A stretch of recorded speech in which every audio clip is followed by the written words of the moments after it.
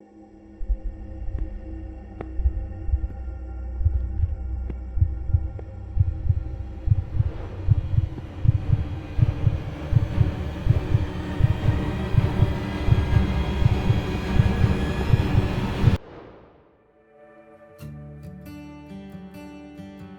that the last of the boxes?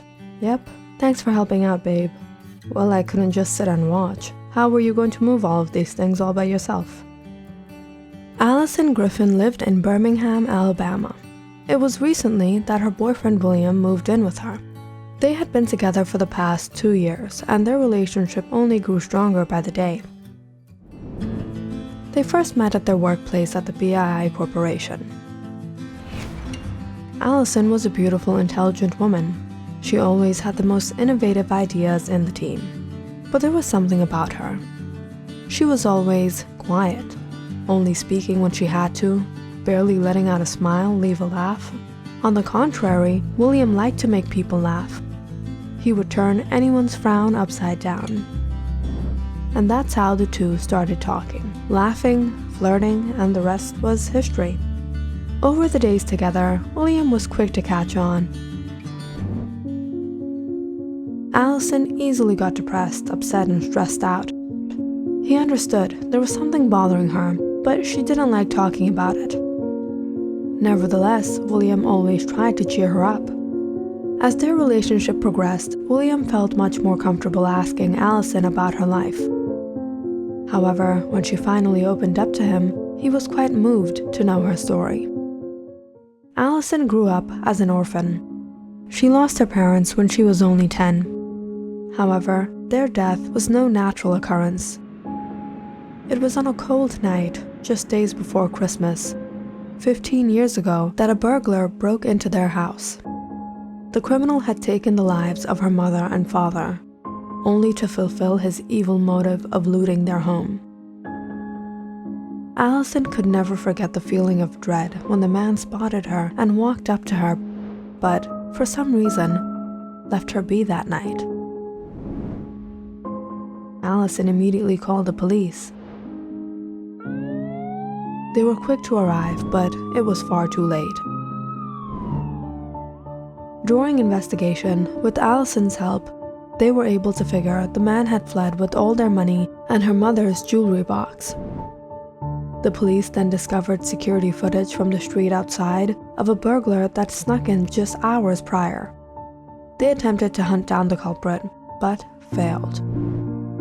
Allison was sent to a foster home where she grew up in the hands of a good family. She was a brilliant student and carved a good path for herself.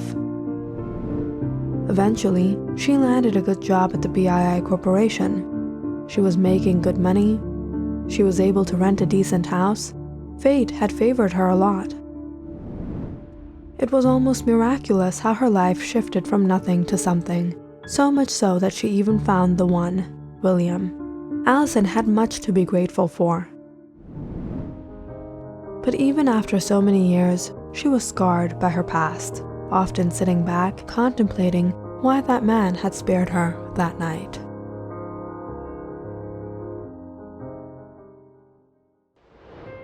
Allison, I just got a text from the office.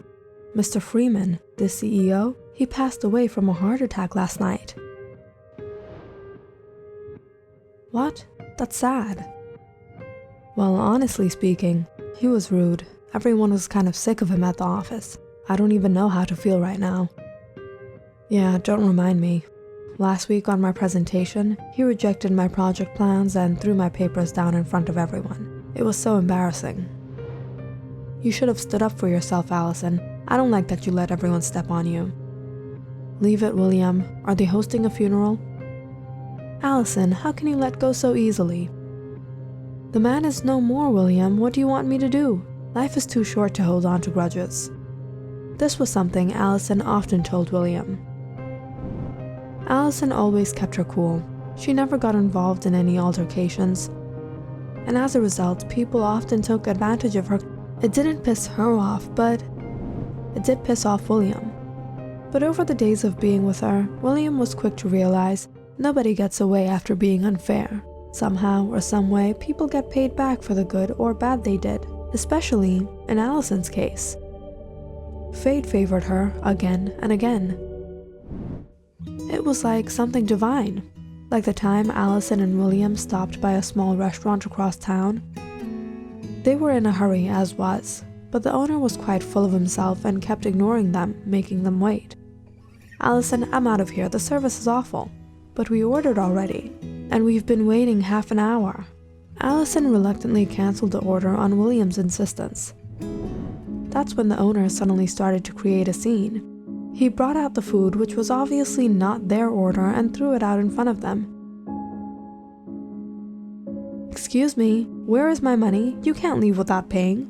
Because of customers like you, we suffer loss. All this good food gone to waste. What do you think of yourself? Were you planning to dine and dash?" "We've been waiting long enough, mister, and that wasn't even our order." "It's all right, William. I'll pay for it. How much will that be?" "What? No, Allison, he's just taking advantage of you." "Leave it, William. I don't like arguing with people. It's just $20. "Yeah, I hope you have a good business." William knew it was totally unfair, and more than he was pissed at the dude, he was pissed at his girl. Until some weeks later, he happened to pass by that restaurant again to see it had been closed down. As a matter of fact, it seemed that it had been burnt down. When he looked into it, he found out the restaurant had caught on fire one morning due to an accidental gas leak in the kitchen. Looked like what went around came around. What a loss for the owner now. However, this just didn't happen once, but quite a few times. In fact, this was the story of Allison's life. It was just the other day, William and Allison went to the hospital to meet Mrs. Simmons, their neighbor. She had gotten into a car accident that left her paralyzed. William kind of felt strange considering just weeks back they had first been introduced to Mrs. Simmons, when she went berserk on the front lawn because apparently Allison parked too close to her car. "Miss, our car is not touching your one." "I don't want to hear it. I can see that scratch. Because of you, foolish girl, what is wrong with you? Are you stupid? Who's going to pay for this?" Was this just a silly interpretation of events, or did somehow fate work in Allison's favor, starting from the day she was saved years ago to now? This was truly quite bizarre. "Why are we going to BII Depot again?" "Because I'm starting a new project." "Really? What are you making?" "Nope, can't tell you. I want a big surprise smile on that face when you finally see it." William had a hobby of woodcrafting. He was working on a new bookshelf for Allison, a bookworm. This weekend, William planned to set up his own workshop at home. He could have used the basement or the attic, but the garage in the backyard seemed perfect since he would be making a lot of noise.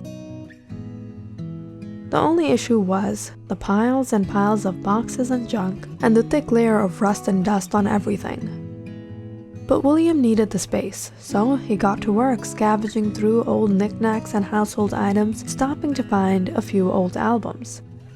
He soon became interested in going through all the things, when he suddenly spotted a strange tin box stacked high up on the corner of the shelf. He managed to tip it off the edge before he caught it. That's when something rattled inside. The box was dirty with mud and muck. What was in here? William curiously opened the box, confused by what he saw.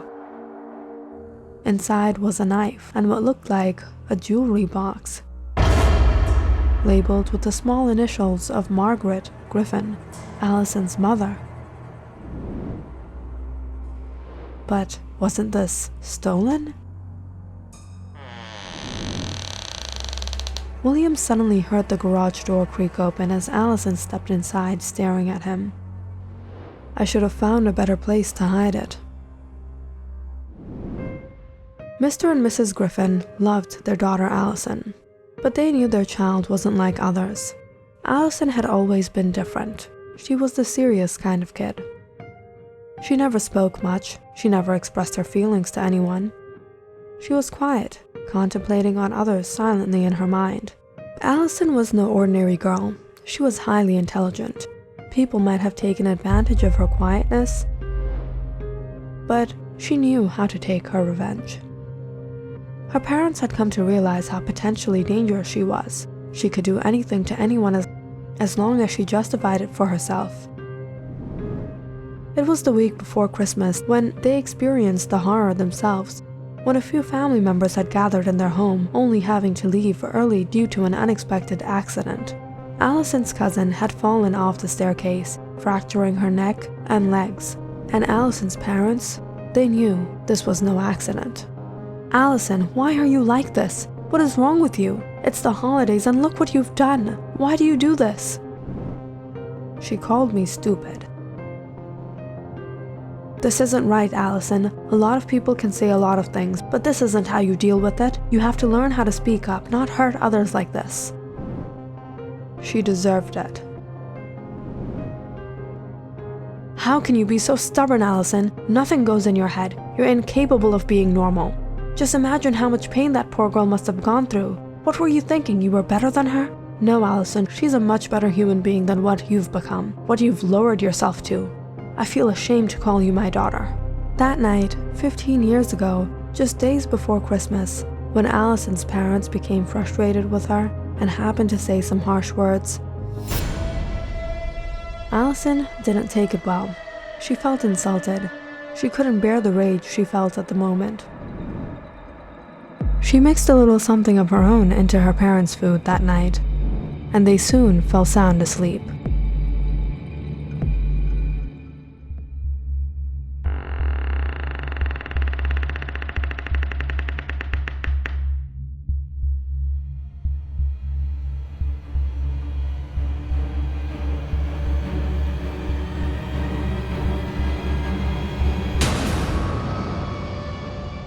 She never felt so free before. Her hands were trembling considering the consequences. And it was that very night that a burglar happened to break into the home.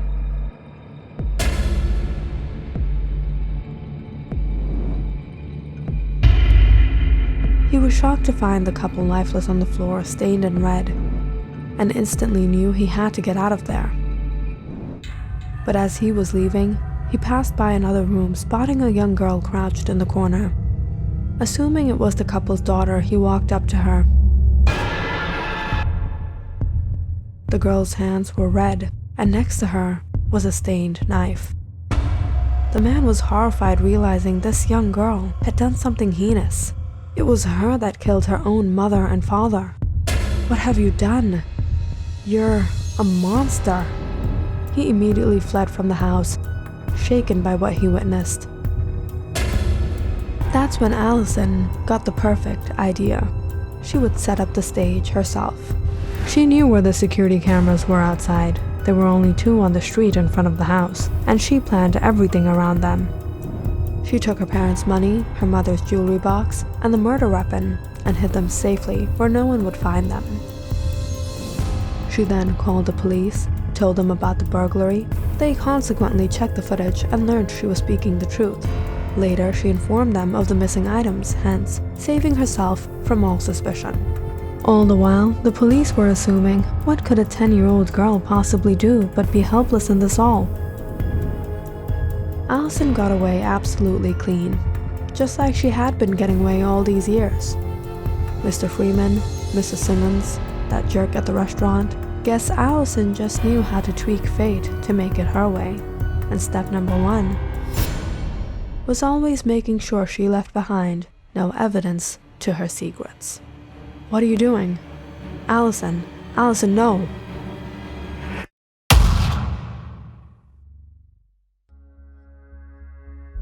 Click on the subscribe button and check out more awesome videos on our channel. And don't forget to press the bell icon because you know it's interesting.